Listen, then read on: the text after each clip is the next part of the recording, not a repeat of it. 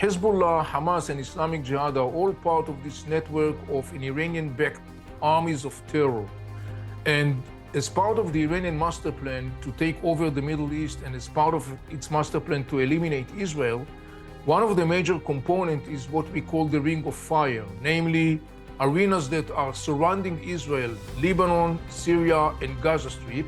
In each and every one of those arenas, the Iranian regime has established armies of terror: Hezbollah in Lebanon, Hamas and Islamic Jihad in Gaza Strip, Pakistani and Afghan Shiite and Iraqi Shiite militias in Syria. And the master plan of the Iranian is that all those arenas will be activated simultaneously when the time comes to eliminate the state of Israel. We begin day 10 of Israel's war with Hamas as Israel prepares for what's expected to be a massive, high-risk ground invasion of the Gaza Strip after days of fierce bombardment. The death toll keeps growing. Israel says more than 1,400 Israelis have died and 3,400 injured since the surprise Hamas attack began, including about 30 Americans. In Gaza, at least 2,700 people have been killed in the retaliatory strikes and almost 10,000 injured. This is according to the Palestinian authorities. U.S. Secretary of State Antony Blinken was in Israel a second time today and reaffirmed what he called America's deep commitment to Israel's right, indeed, its obligation to defend itself and to defend its people. Meanwhile, Israel's enemy, Iran, has long funded and armed Hamas, is warning Israel that a ground offensive could widen the war to other parts of the Middle East. We're joined now by correspondent Ross Cullen, who is in Tel Aviv for us tonight. Ross, good to see you again. How is Israel responding to Iran's threats not to invade Gaza? Good evening, Lindsay. Well, Benjamin Netanyahu, the Israeli Prime Minister, addressed the Israeli Parliament on Monday and had a message for Iran saying that they should pay attention, they should be aware of Israel, and they should realize that if they get involved, they will pay a very high price. That is something that Antony Blinken has been trying to do on his regional tour to try to dissuade the regional leaders from encouraging any possible widening of this conflict. That is something that they do not want to see. The US State Department is adamant in that. They really do not want to see an expansion of this war, which is ongoing at the moment between Israel and Hamas in the Gaza Strip. And we're starting to see incidents also in the West Bank as well. So when it comes to Israel and Iran, that is something that other actors as well, like France and the United Kingdom, do not want to see a widening of this conflict. They want it to be brought to a swift end, but Israel has already laid out its ambitions that it will be a long war. They want to completely destroy Hamas from operating inside the Gaza Strip. We have seen that Israel is asking Palestinians to move south to safety in Gaza. So far, they report that thousands have, but there are still some in place. What is the latest there in Gaza? The situation in Gaza is dire, Lindsay. To put it very simply, the United Nations has said this is the worst of times, and they are very concerned about the situation. There is patchy water supply, contaminated water supply. There is currently no electricity being provided by Israel because Israel has imposed this total siege of the Gaza Strip, saying it will only lift that siege when all the hostages abducted by Hamas are released. There are thousands of people who need treatment, having been wounded in the Israeli airstrikes, nearly 10,000 people injured.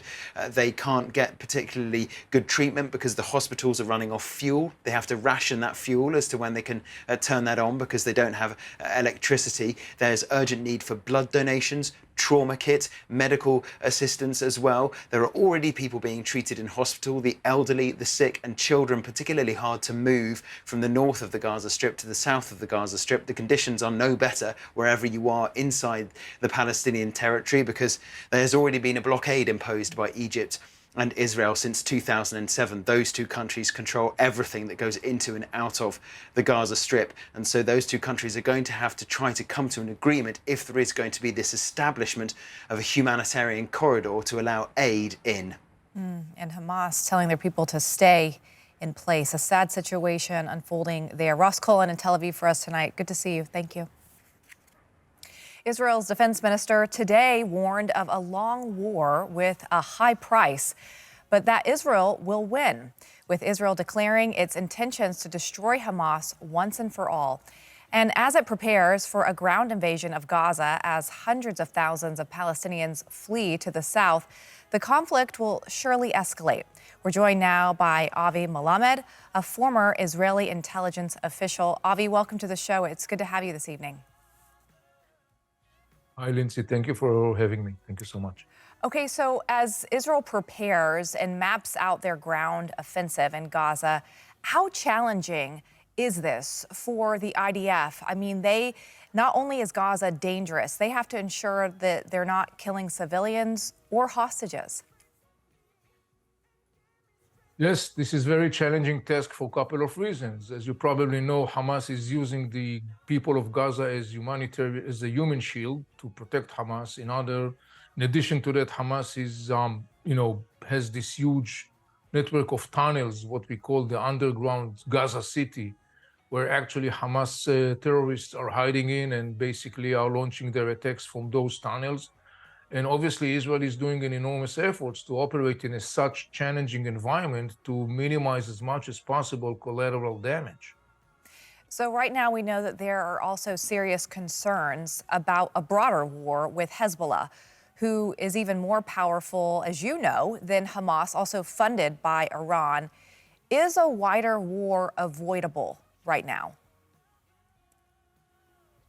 Well, Lindsay, we are following very closely the situation in the northern arena of the Hezbollah. I would like to put it a little bit in a wider frame so we can understand. Hezbollah, Hamas, and Islamic Jihad are all part of this network of an Iranian-backed armies of terror.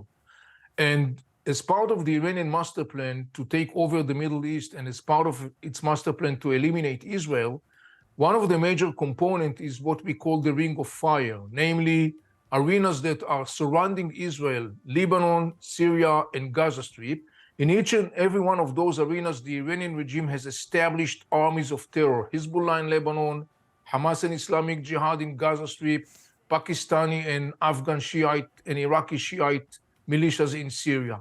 And the master plan of the Iranian is that all those arenas will be activated simultaneously when the time comes to eliminate the state of Israel. So right now, as we are looking at the northern front, obviously we have to be very aware of the possibility that the Mullah regime will try to unleash the Hezbollah to attack Israel. We are following that very closely. So Iran is also threatening to get involved directly, not just through Hamas or Hezbollah.